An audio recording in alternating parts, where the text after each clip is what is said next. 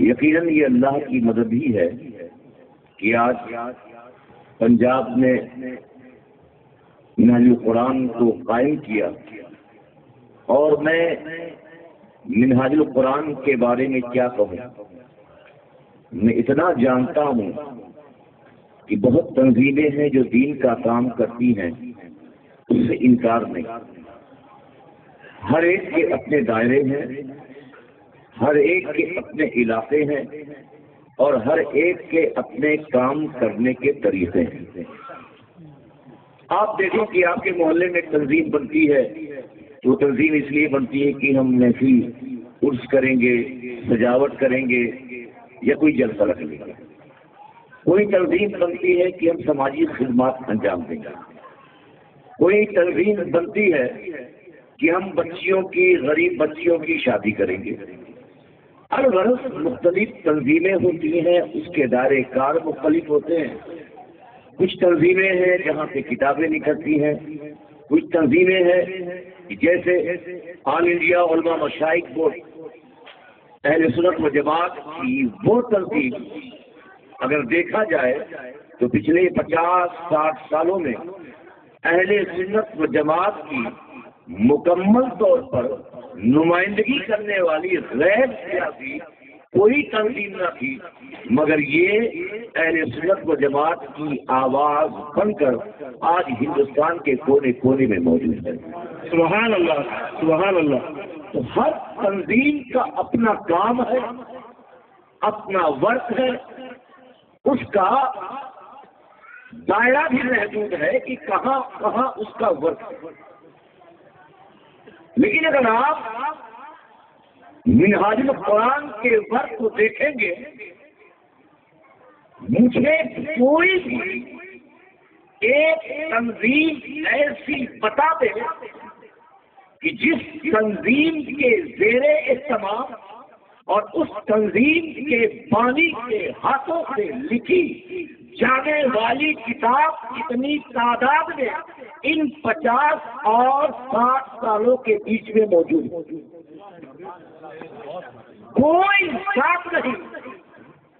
اہل سنت و جماعت سے اگر آپ چراغ لے کر ڈھونڈیں گے کیا سیرت پر مدلل کوئی کتاب ملے تو واحد پاکستان کی ایک ذات پیر کرم شاہ ازہری ہے، جنہوں نے ضیاء النبی لکھا، اور اگر سیرت پر 12 جلدوں میں کسی نے کتاب اہل سنت و جماعت کے کسی فرد نے لکھی ہے تو ڈاکٹر پروفیسر طاہر القادری نے لکھی۔ نعرہ تکبیر، نعرہ رسالت، تحریک منہاج القرآن۔ سبحان اللہ، سبحان اللہ۔ سچائی ہے، یہ ایک سچائی ہے۔ آپ اگر انٹرنیٹ کھولیں اور سارے سنیوں کی ویب سائٹ کھولیں تو 1 گھنٹے میں اس کی ویب سائٹ ختم ہو جائے گی، لیکن minhaj.com یا deenislam.com دیکھیں گے 3 مہینہ لگ جائے گا، پھر بھی آپ اس پوری ویب سائٹ کو نہیں دیکھ سکتے۔ نعرہ تکبیر، اللہ اکبر، یا رسول اللہ، سبحان اللہ، یا علی، زندہ آباد، زندہ آباد، زندہ آباد، سبحان اللہ، سبحان اللہ، سبحان اللہ۔ اور جن عنوان پر خطاب کی بات کی جائے، ہم لوگ بھی تقریر کرتے ہیں اور بہت سے خطیب ہیں، کچھ تو خطیب ایسے ہیں کہ پوری زندگی 2 تقریر لے کے ٹہلتے ہیں اور اپنی عمر بھی اسی 2 تقریر میں ختم کر دیتے ہیں۔ 2 تقریر، راجستھان میں وہی تقریر، گجرات گئے تو وہی تقریر، پچھلے سال وہی تقریر، آنے والے سال وہی تقریر، بلکہ پوری زندگی وہی تقریر دہراتے رہتے ہیں۔ اگر آپ ڈاکٹر طاہر القادری کے خطابات کو دیکھیں، اس میں کسی کو شک اور کسی کو ڈاؤٹ نہیں ہے، تقریباً 6000 کتنے 6000 خطابات مختلف عنوانوں پر اگر موجود ہیں تو میں سمجھتا ہوں کہ وہ تنہا ذات ڈاکٹر طاہر القادری کی ہے۔ سبحان اللہ سبحان اللہ سبحان اللہ سبحان اللہ۔ کسی بنیاد پر میں نے کہا کہ آپ کام کیجئے، اللہ تبارک تعالیٰ آپ کی مدد فرمائے گا۔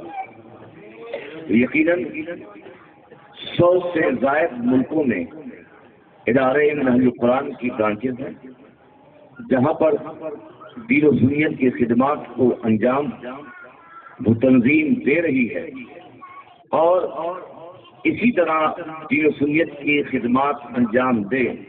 ہماری دعائیں ادارہ منہج القرآن کے ساتھ ہے۔ آمین آمین۔ آپ لوگوں نے ڈاکٹر صاحب کی تقریر سنی کبھی کی نہیں؟ بتائیے کسی نے سنی کی نہیں؟ جتنے لوگوں نے سنی بھلے ہاتھ اٹھائیں۔